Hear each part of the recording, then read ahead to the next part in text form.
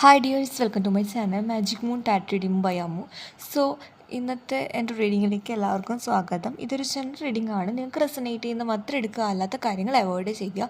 നിങ്ങൾ എപ്പോൾ ഈ വീഡിയോ കാണുന്നു അപ്പോൾ നിങ്ങൾക്ക് വീഡിയോ റെസനേറ്റ് ആവുന്നതാണ്. അപ്പോൾ എല്ലാവരും വീഡിയോ കാണുമ്പോൾ പോസിറ്റീവായിട്ട് കാണാൻ ശ്രമിക്കുക. നിങ്ങളുടെ പേഴ്സൻ്റെ കറൻറ്റ് ഫീലിങ്സ്, അതുപോലെ തന്നെ അവരുടെ ഇൻറ്റൻഷൻ എന്തൊക്കെയാണ് എന്നുള്ളതാണ് നമ്മൾ നോക്കാൻ വേണ്ടി.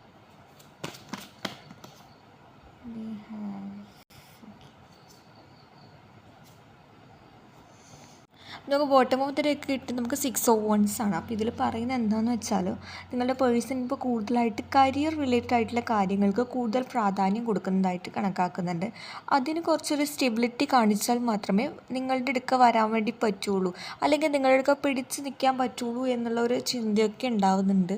അതുപോലെ തന്നെ പറയാമെന്നുണ്ടെങ്കിൽ ഇപ്പോഴുള്ള മൊമെൻറ്റ് എൻജോയ് ചെയ്യുക. അതിപ്പോൾ എന്ത് തന്നെ സിറ്റുവേഷൻ ഉണ്ടെങ്കിലും അതൊരിക്കലും നിങ്ങളുടെ മുന്നിൽ കാണിക്കരുത് എന്ന് ആഗ്രഹിക്കുന്ന ഒരു വ്യക്തിയാണ്. എങ്ങനെയാണെങ്കിലും ഈ ഒരു നിമിഷം നിങ്ങളുടെ മുന്നിൽ നല്ല രീതിയിൽ ജീവിച്ച് കാണിക്കണം എന്നുള്ളൊരു വാശിയൊക്കെയാണ് ഈ ഒരു ടൈം വരുന്നത്.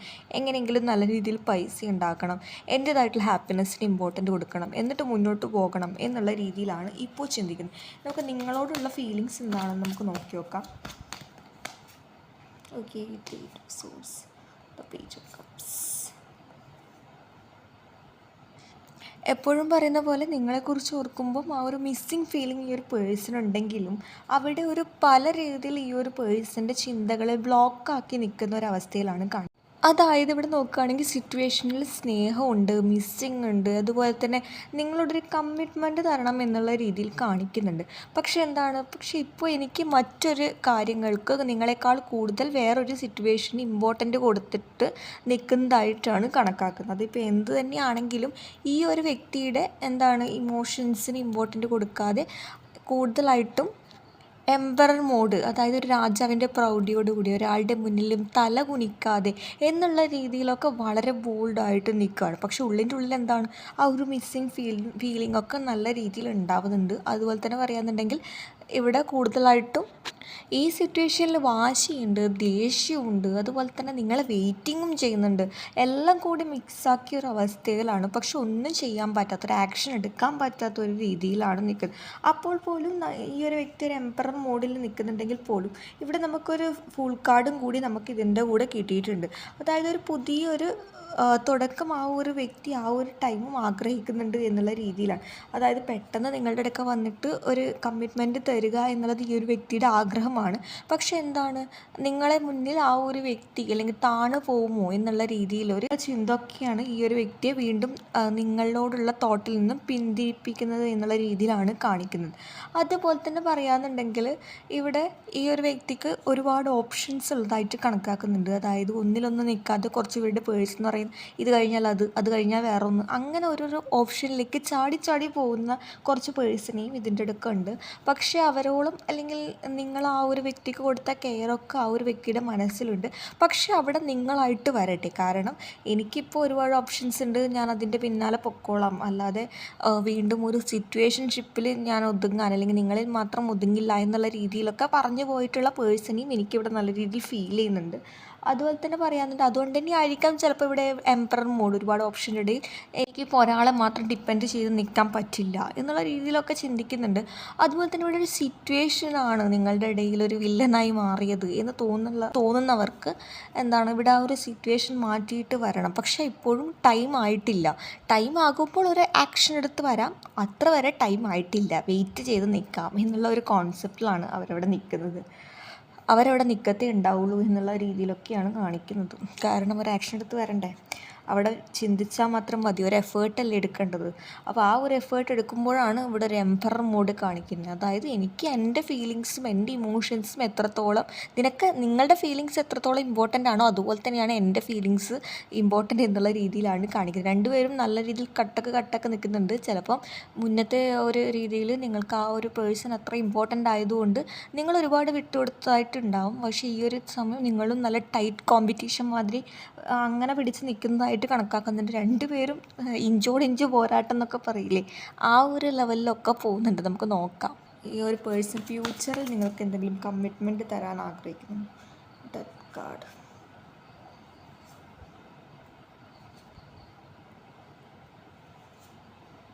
Okay. Bottom of the deck നമുക്ക് കിട്ടിയത് ദ 6 ഓഫ് കപ്സ് ആണ്. The 6 of cups, the ace of wands and the 9 of wands. Okay. എന്തുകൊണ്ടോ ഈ ഒരു റീഡിങ്ങിൽ പാറ്റേണിൽ നല്ല രീതിയിൽ പൈസയ്ക്ക് ഇമ്പോർട്ടൻ്റ് കൊടുത്ത്, അല്ലെങ്കിൽ നിങ്ങളുടെ ലൈഫിൽ ഒരു പൈസയ്ക്ക് കൂടുതൽ ഇമ്പോർട്ടൻ്റ് കൊടുത്ത് വിട്ടു പോകുന്ന ഒരു റിലേഷൻഷിപ്പൊക്കെ എനിക്ക് പലർക്കും മനസ്സിലാവുന്നുണ്ട്, പലരുടെ ഇതിലും മനസ്സിലാവുന്നുണ്ട്. അതുപോലെ തന്നെ പറയാന്നുണ്ടെങ്കിൽ നിങ്ങളെയും പൈസയും ഒരേ തട്ടിൽ അളക്കാനൊക്കെ ശ്രമിച്ചതൊക്കെ അങ്ങനത്തെ ഒരു കോൺസെപ്റ്റിലൊക്കെ പലരുടെയും ഇതിൽ പോകുന്നുണ്ട്, ഒരു പാറ്റേൺ പോകുന്നുണ്ട്. പക്ഷെ എപ്പോഴും ആ ഒരു വ്യക്തി വിശ്വസിക്കുകയാണ് ഈ ഒരു സിറ്റുവേഷൻ ഇപ്പോഴും എൻഡപ്പ് ആയിട്ടില്ല, വീണ്ടും ഒരു കമ്മിറ്റ്മെൻറ്റോട് കൂടി തുടങ്ങാം. പക്ഷെ എങ്ങനെ, അല്ലെങ്കിൽ എവിടെ നിന്ന് തുടങ്ങുമെന്നൊന്നും അറിയില്ല, പക്ഷെ പുതിയൊരു തുടക്കം ആഗ്രഹിക്കുന്നുണ്ട്. അതിപ്പം ഈ ഒരു വ്യക്തിക്ക് അറിയാം എങ്ങനെയാണെങ്കിലും, അല്ലെങ്കിൽ പാതി വഴിയിൽ വെച്ച് വീണ്ടും തുടങ്ങുക, കണ്ടിന്യൂ ചെയ്താൽ അത് വീണ്ടും ഓൺ ആൻഡ് ഓഫിലേക്ക് തന്നെ പോകുമെന്നറിയാം. അപ്പോൾ എന്ത് ചെയ്യുക, ഇപ്പോൾ എനിക്ക് കരിയറിൽ ഫോക്കസ് ചെയ്യുക, ഇപ്പോൾ പഠിക്കുന്നവരാണെങ്കിൽ അങ്ങനെ ഫോക്കസ് ചെയ്യുക. അല്ലെങ്കിൽ കുറച്ച് പേര് വിചാരിക്കുകയാണ് ഞാൻ ഇപ്പോഴും നല്ല രീതിയിൽ സ്റ്റെബിലിറ്റി ആയിട്ടില്ല, അല്ലെങ്കിൽ നിങ്ങൾ നല്ല ജോബൊക്കെ ഉള്ളവരായിരിക്കാം, അതുപോലെ തന്നെ നിങ്ങളുടെ അടുക്ക തന്നെ എത്തണം എന്നുള്ള രീതിയിലൊക്കെ വിശ്വസിക്കുന്നുണ്ട്. അപ്പം ഇതുവരെ ഞാൻ നിങ്ങളുടെ അടുത്ത, അല്ലെങ്കിൽ നിങ്ങളെക്കാൾ കൂടുതൽ പണക്കാരിയാകണം എന്നുള്ള രീതിയിലൊക്കെ ചിന്തിക്കുന്നവരും ഇതിലുണ്ട്.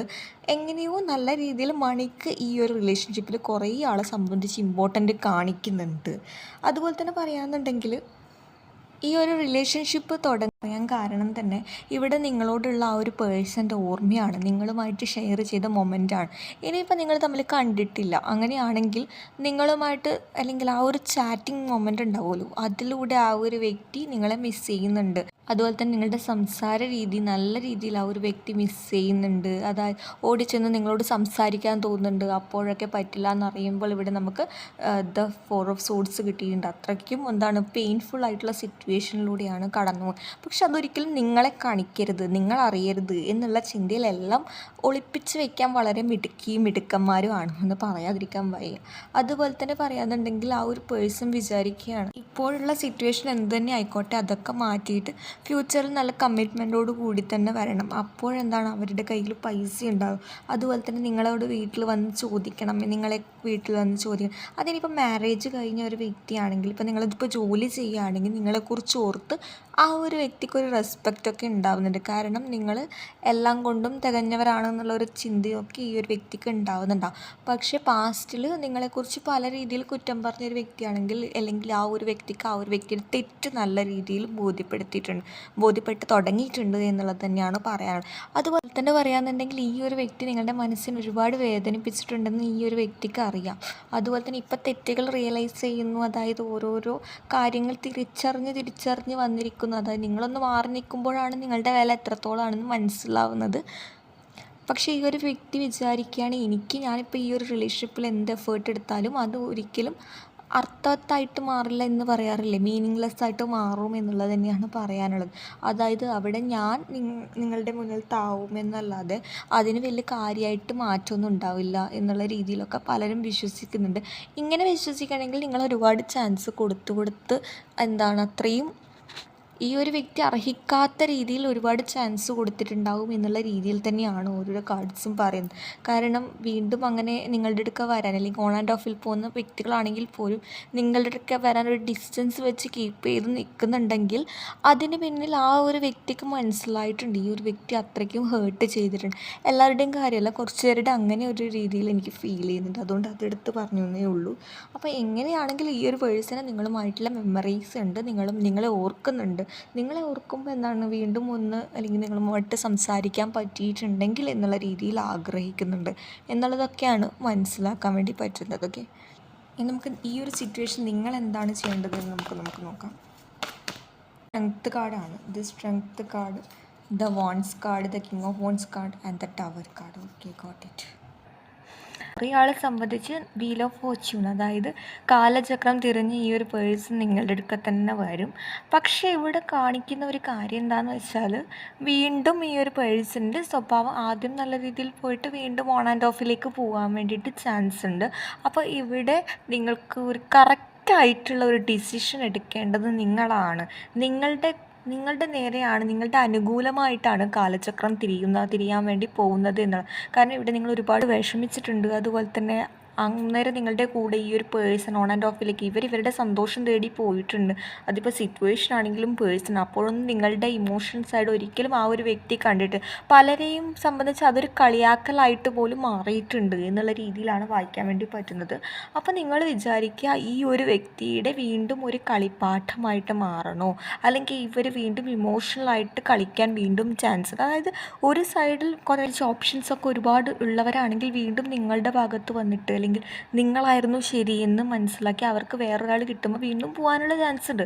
അപ്പോൾ ഇനി നിങ്ങൾ വേണ്ടതെന്ന് പറയുന്നത് ഒരു സ്ട്രെങ്ത് എടുത്ത് ഒരു ഡിസിഷൻ എടുക്കാൻ വേണ്ടിയിട്ടാണ്. അതായത് ഉറച്ചൊരു തീരുമാനം ഇനി നിങ്ങൾക്ക് എടുത്തേ പറ്റൂ. അതായത് നിങ്ങൾക്ക് ഈ ഒരു പേഴ്സണെ തന്നെ വേണോ, അങ്ങനെയാണ് മാനിഫെസ്റ്റ് ചെയ്യുന്നവർ ഒരുപാട് ഫീൽ ചെയ്യുന്നുണ്ട്. അതുകൊണ്ടാണ് എടുത്തെടുത്ത് പറയുന്നത്, റോങ് പേഴ്സണെയാണോ ഞാൻ മാനിഫെസ്റ്റ് ചെയ്യുന്നത്, അല്ലെങ്കിൽ എനിക്ക് ഇതിനേക്കാൾ ബെറ്റർ ഡിസേർവ് ചെയ്യുന്നില്ലേ, ഞാൻ അർഹിക്കുന്നില്ലേ, എന്തുകൊണ്ടാണ് ഞാൻ എപ്പോഴും ഈ ഒരു വേദനയിൽ തന്നെ നിൽക്കേണ്ട ഒരു അവസ്ഥ വരുന്നത്. അല്ലെങ്കിൽ പലരുടെയും പ്രാർത്ഥന യൂണിവേഴ്സൽ കേട്ട് ഈ ഒരു പേഴ്സൻ്റെ ഒരു കംബാക്ക് നടത്തിയിട്ടുണ്ട്, അതുപോലെ തന്നെ നടക്കുകയും ചെയ്യും, അത് ഉറപ്പാണ്, നോ ഡൗട്ട്. കുറേ ആളെ സംബന്ധിച്ച് ഈ ഒരു പേഴ്സൺ, അതായത് വീൽ ഓഫ് ഫോർച്യൂൺ നിങ്ങൾക്ക് അനുകൂലമായിട്ടാണ് വരുന്നത്. അതുകൊണ്ട് തന്നെ പറയുകയാണെന്നുണ്ടെങ്കിൽ ഈ ഒരു ടൈം ഈ ഒരു പേഴ്സൻ്റെ ട്രാൻസ്ഫോർമേഷന് വെയിറ്റ് ചെയ്ത കുറച്ച് പേർക്ക് ഈ ഒരു പേഴ്സൻ്റെ കംബാക്ക് ഉണ്ട്. ഇനി റിമൈനിങ് ഉള്ള 40%, 60% കംബാക്ക് ഞാൻ പറഞ്ഞു.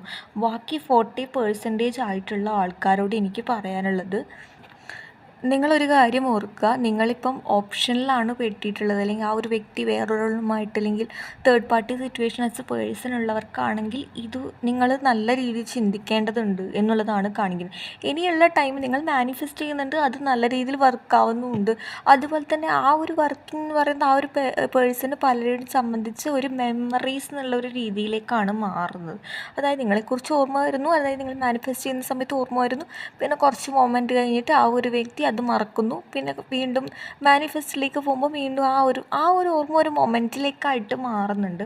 അതുപോലെ തന്നെ പറയുകയാണെന്നുണ്ടെങ്കിൽ അങ്ങനെയുള്ള കുറച്ച് പേർക്ക് ഇവിടെ ഒരു ന്യൂ ബിഗിനിങ് കാണിക്കുന്നുണ്ട്. ഈ ഒരു ട്രാൻസ്ഫോർമേഷൻ കാണിച്ച് ഈ ഒരു പേഴ്സൺ വന്നാലും അതിൽ എത്രത്തോളം ജെന്യൂനിറ്റി ഉണ്ടെന്ന് നമുക്ക് നല്ല രീതിയിൽ നോക്കേണ്ടതായിട്ടുണ്ട് എന്നുള്ളതാണ് പറയുന്നത്. നല്ല രീതിയിൽ ചിന്തിച്ചിട്ട് ഈ ഒരു പേഴ്സണെ വീണ്ടും നിങ്ങളുടെ ലൈഫിലേക്ക് കയറ്റിയാൽ മതി എന്നുള്ളത് തന്നെയാണ് പറയാം. അതായത് ആ ഒരു പേഴ്സൺ വന്നു എന്നുള്ള രീതിയിൽ വളരെ സന്തോഷത്തോടെ വീണ്ടും ഒരു ചാൻസ് കൊടുത്ത് ഓൺ ആൻഡ് ഓഫിലേക്ക് പോകുന്നതിനേക്കാൾ നല്ലതല്ലേ നിങ്ങൾ നിങ്ങളുടെ ഇമോഷൻസ് കൺട്രോൾ ചെയ്ത് വളരെ ലോജിക്കലായിട്ടുള്ള കാര്യങ്ങൾക്ക് ഇമ്പോർട്ടൻ്റ് കൊടുത്ത് മൂവ് ഓൺ ചെയ്യുക. അവിടെയാണെങ്കിൽ നിങ്ങൾക്ക് ആ ഒരു വ്യക്തിക്ക് നിങ്ങളോടുള്ള സെൽഫ് റെസ്പെക്റ്റ് ഇൻക്രീസ് ചെയ്യും, വർദ്ധിപ്പിക്കുകയാണ് ചെയ്യുന്നത്. കാരണം ഇവിടെ ആ ഒരു വ്യക്തിയെ ബോധിപ്പിക്കാനല്ല, പകരം നിങ്ങൾക്ക് വേണ്ടിയിട്ടാണ് ഒരു തീരുമാനം എടുക്കേണ്ടത് എന്നുള്ള രീതിയിലാണ് കാണിക്കുന്നത്. അപ്പോൾ സോ ഗൈസ്, ഇതാണ് നിങ്ങൾക്കുള്ള റീഡിങ്. നിങ്ങൾക്ക് ഈ റീഡിങ് ഇഷ്ടമാണെന്ന് വിശ്വസിക്കുകയാണ്. ഇഷ്ടമായി ലൈക്ക് ചെയ്യുക, ഷെയർ ചെയ്യുക, സബ്സ്ക്രൈബ് ചെയ്യുക. അപ്പോൾ അടുത്ത റീഡിങ് കാണുന്നവരെ ബൈ.